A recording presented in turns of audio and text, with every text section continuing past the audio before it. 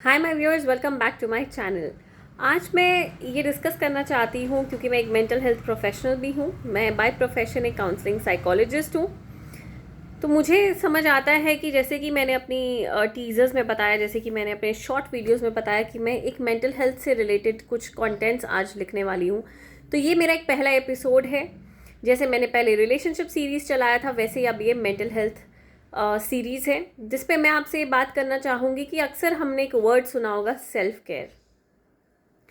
अब देखिए, self care को करने को ये होता है कि हम ये जानते हैं इस बात से कि सेल्फ केयर मीन्स अपने आप पे ध्यान देना, अपने इमोशन वेलबींग को, अपने फिजिकल हेल्थ को, अपनी मेंटल हेल्थ का ध्यान रखना, और ना ही सिर्फ वही, अपने स्पिरिचुअल ग्रोथ को भी, अपनी स्पिरिचुअल हेल्थ को भी ध्यान देना।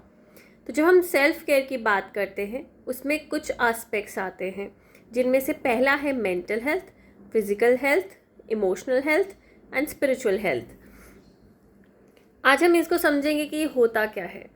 मेंटल हेल्थ होता है कोई भी हमारे प्रति, जो भी हमारे साथ सोच आती है हमारे दिमाग में, हम किसी के प्रति कुछ सोच रखते हैं, या फिर हमारे माइंड में कुछ भी थॉट्स, जिसको हम कहते हैं इंग्लिश में, जो भी सोच आती है, जो भी थॉट्स हमारे माइंड में आते हैं, वो कैसे आ रहे हैं, किस पर्सपेक्टिव से आ रहे हैं, कितने पॉजिटिव हैं, कितने ऑप्टिमिस्टिक है, कितने एक्सेप्टिंग हैं खुद के लिए, दूसरों के लिए नहीं, खुद के प्रति, खुद के अंदर हम कैसे उसको एक्सेप्ट कर पा रहे हैं, किस पर्सपेक्टिव से उसे देख रहे हैं, किस सोच से उसको सोच रहे हैं, वो बहुत ज़रूरी होता है।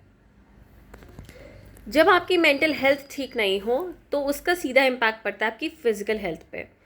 फिजिकल हेल्थ में मैक्सिमम जितने हमारे इश्यूज होते हैं वो हमारे स्ट्रेस की वजह से होते हैं। दिमाग में जितना स्ट्रेस होता है बिकॉज ऑफ थॉट्स ओनली, या कोई बातें होती हैं वो भी थॉट्स में कन्वर्ट होती हैं, तो उसके रिलेटेड जितने भी इश्यूज आते हैं तो वो हमारी फिजिकल हेल्थ पे इम्पैक्ट करते हैं। फिर आती है इमोशनल वेलबींग। ना इमोशनल वेलबींग इज़ कि हमारी लाइफ में हमारे काफ़ी फेजेस में, क्योंकि हम ह्यूमंस हैं और इवन एनिमल्स के साथ होता है, इवन हर प्राणी जो जिंदा है, जो लाइव है, जो लिविंग बीइंग है, हर उसके ज़िंदगी में ऐसा इमोशनल टर्मोइल्स आते ही आते हैं, कभी किसी रूप में, कभी किसी रूप में। अब डिपेंड करता है कि आप उन इमोशंस को कैसे रेगुलेट करते हैं। तो इमोशन वेलबींग में आता है कि कैसे आप अपने आप के इमोशंस को रेगुलेट कर पाते हैं। स्पिरिचुअल में आता है कि आप कितनी फ्रीडम ऑफ थॉट्स रखते हैं, आपकी स्पिरिट कितनी फ्री है, कैसे आप ऐसे हिस्सों को समझ पाते हैं लाइफ के, क्योंकि ये सब इंटरकनेक्टेड है। अगर मैं इमोशनल वेलबींग की बात करूँ तो इमोशन रेगुलेट नहीं हो सकते बिना स्पिरिचुअल थॉट प्रोसेस के। स्पिरिचुअल होना मतलब रिलीजियस होना नहीं होता है।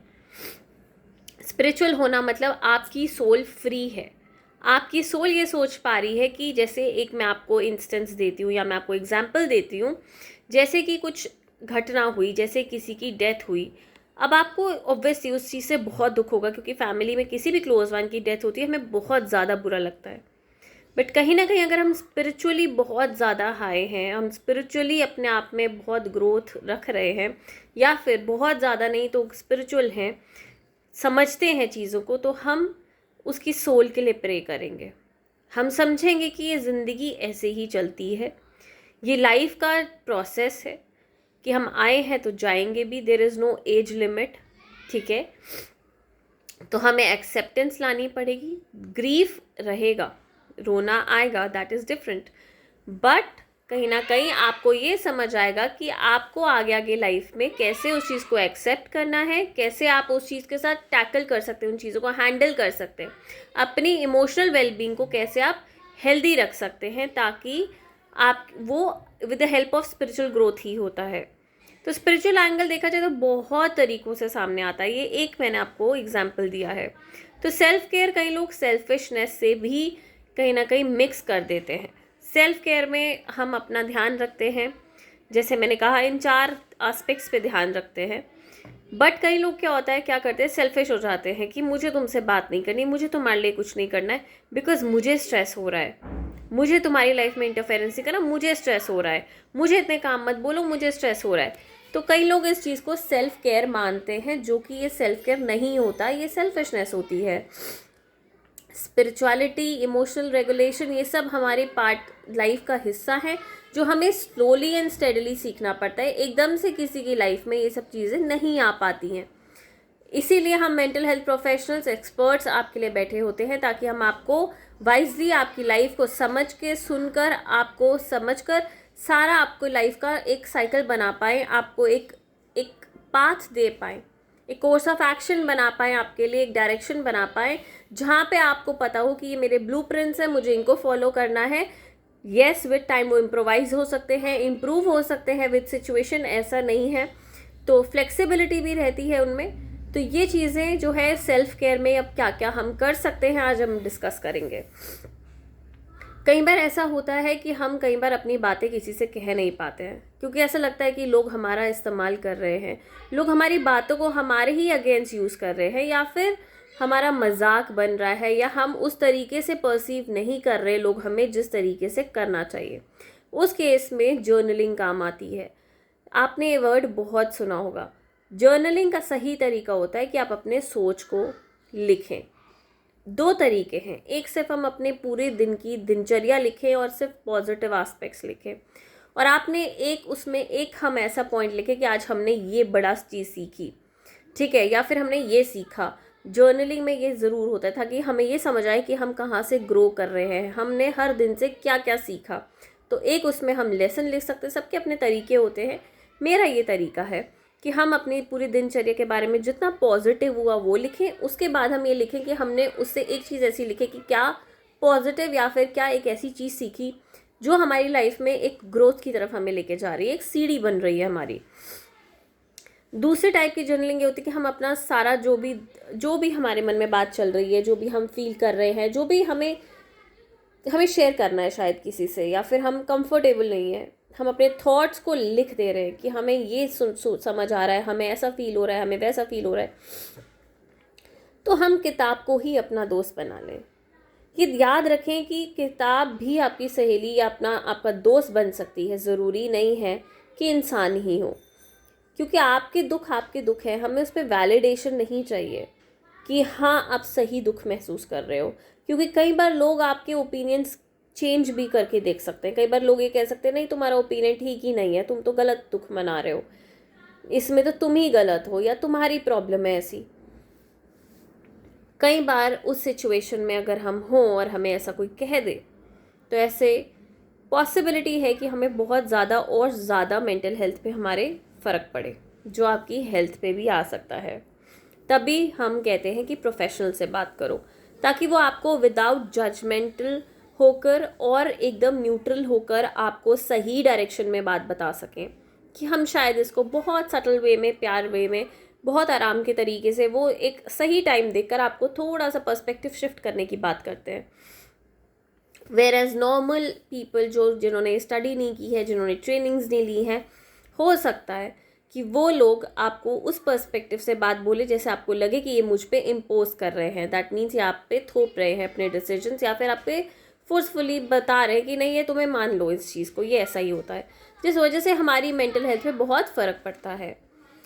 तो ये है एक चीज़। दूसरा, हमें ये समझना चाहिए जर्नलिंग हमारी हेल्प करती है, तो हमें लिख लेना चाहिए और हमें वैलिडेशन सीख नहीं करनी चाहिए। दूसरा है कि हमें अपनी ग्रोथ, अगर हमें एक ही बात पे लोग बार बार क्रिटिक करते हैं कि आप फॉर एग्जांपल आप बहुत ज़्यादा भरोसा जल्दी कर लेते हो, ऐसा बात आपने मल्टीपल टाइम सुनी है, तो आपको ये ध्यान रखना है इस क्रिटिक को बहुत पॉजिटिव मत लो, इस पे काम करो। जैसे मैंने कहा कि मैं एक प्रोफेशनल हूँ, मैं एक पॉजिटिव साइकोलॉजी कोच भी हूँ। उसमें हम ये देखते हैं कि जो नंबर ऑफ हमारे पास स्ट्रेंथ्स होते हैं उसमें से कुछ हमारी वीकनेस बन जाते हैं। वीकनेस बनने का मतलब यहाँ ये है कि अगर मुझे गुस्सा आता है तो गुस्सा मेरी स्ट्रेंथ है, क्योंकि अगर मैं उसको सही जगह लगाऊंगी तो डेफिनेटली वो ठीक चीज़ है, वो कुछ ख़राब चीज़ नहीं है। It's one of the emotions that I am going through. तो गुस्सा आया तो अगर मैंने उसे वाइसली यूज़ किया देन इट्स फाइन, बट अगर मैंने गुस्से को हर जगह यूज़ कर दिया और अलग अलग तरीके से, जैसे अगर कोई बात गुस्से वाली थी भी नहीं, वहाँ पे भी मैंने चिल्ला रही हूँ, मार रही हूँ लोगों को, तो वहाँ पे क्या होगा कि मैं अपने गुस्से का ओवर यूज़ कर रही हूँ। और अगर जहाँ मेरे को बोलना चाहिए मैं वहाँ गुस्सा ही नहीं हो रही हूँ, जैसे मेरे साथ किसी ने बदतमीज़ी करी और मैं उसके रिप्लाई में स्ट्रिक्टली रिप्लाई नहीं दे रही हूँ थोड़ा सा गुस्सा दिखाकर, तो वो मेरा अंडर यूज़ हो गया अपने गुस्से को इस्तेमाल करने का तरीका। तो यहाँ पे क्या समझ आता है कि हमारा जो एक एक इमोशन होता है वो बिल्कुल सही होता है, वो बिल्कुल वाइज होता है, बट हमें उसको या तो ओवर यूज़ करते हैं या तो अंडर यूज़ करते हैं। अगर हम उसको वाइजली यूज़ करना सीख जाएं तो डेफिनेटली वो हमारे लिए बहुत बढ़िया एक साधन बन सकता है या फिर एक हथियार बन सकता है जिसको हम बहुत वाइजली यूज़ करते हैं। तो उससे क्या होता है कि हम गलत नहीं होंगे या हमारे मेंटल हेल्थ पे फिर से कोई प्रॉब्लम नहीं आएगा। तो हमें ये समझना है कि हमारे स्ट्रेंथ्स क्या हैं। दूसरी चीज़ कि हमारी स्ट्रेंथ्स क्या क्या है। कोई हमें बार बार लगातार क्रिटिक कर रहा है तो उस पर काम करो, अपनी सेल्फ ग्रोथ करो। सेल्फ केयर में सेल्फ ग्रोथ भी आती है, क्योंकि अगर आप अपने ऊपर लगातार काम करते हैं, जैसे कि हमारे सॉफ्टवेयर अपग्रेड्स होते हैं फ़ोन के, ऐसे ही अगर आप अपने आप को अपग्रेड करते रहते हैं, अपने आप को और ज़्यादा एक्सप्लोर करते हैं और ज़्यादा इम्प्रूव करते हैं और ज़्यादा अपने ऊपर काम करते हैं, तो ये आपके लिए बहुत बड़ी लर्निंग बन सकती है, ये बहुत बड़ी अपॉर्चुनिटी बन सकती है। एक ट्रांसफॉर्मेशन कंप्लीट आ सकता है आपके अंदर जो कभी किसी ने सोचा ना हो। पर काफ़ी लोग ऐसे हैं जो ट्रांसफॉर्मेशन चाहते ही नहीं हैं। वो सोचते जैसे हम हैं वैसे ठीक है। ऐसा नहीं है। जैसे हमारे फ़ोन अपग्रेड होते हैं, हालांकि फ़ोन जो पहले चल रहे थे वो भी ठीक थे, क्या ज़रूरत थी आज के 5G की। 2G चल रहा था ठीक था, 3G चल रहा था ठीक था, क्यों बार बार ऐसे अपग्रेड्स होते रह रहे। टाइम सिर अगर आप उसमें इम्प्रूवमेंट्स ला सकते हो, कुछ ना कुछ फ्लॉज अगर उसमें है पास में, उसको इम्प्रूव करके एक और एडिशन निकाल सकते हो, तो डेफिनेटली आप एक बहुत बेहतरीन इंसान बन सकते हो। आपकी जो ट्रांसफॉर्मेशन होगी वो आप खुद अपने उससे सेटिस्फाइड होंगे। जैसे पहले हमें छोटी छोटी बातों पे बुरा लग जाता था, बट अगर हम अब रेलेवेंस और इररेलेवेंट बातों को समझ पाते हैं और हम हर बात पे गुस्सा नहीं मानते, तो ये भी एक one of the success and growth है आपके अंदर जो आप अचीव कर रहे हैं। It's one of the self growth and a step ahead.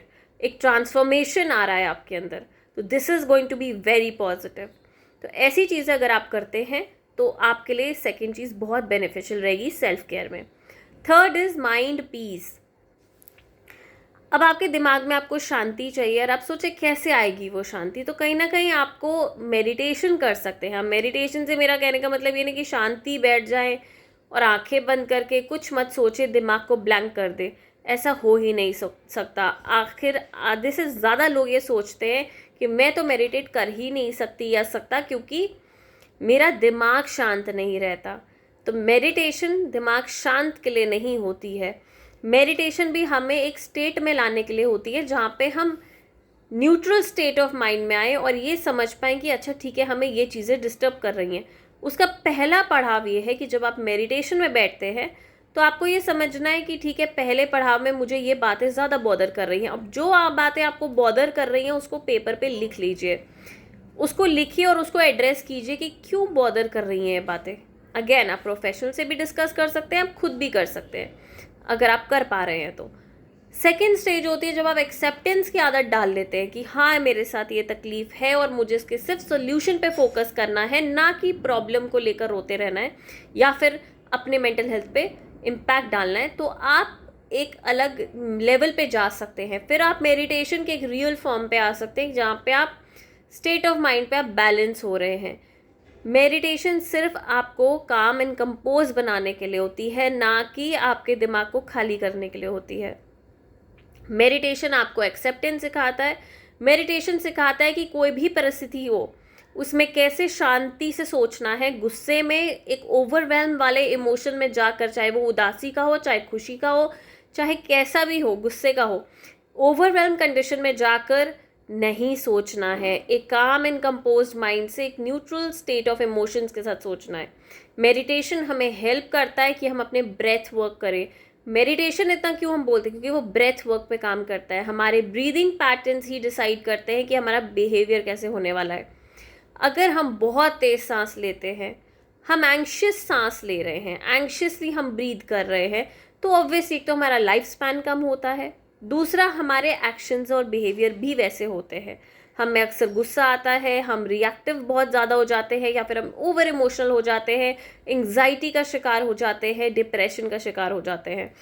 अगर हम मेडिटेशन में ब्रेथ वर्क पे काम करते हैं, दैट मीन्स 4-7-8 वाली philosophy which is a third remedy for you, कि ब्रेथ वर्क करें, मेडिटेशन करें 4-7-8, 4 सेकेंड ब्रीथ करो, 7 सेकेंड रोको और 8 सेकेंड एक्सेल करो।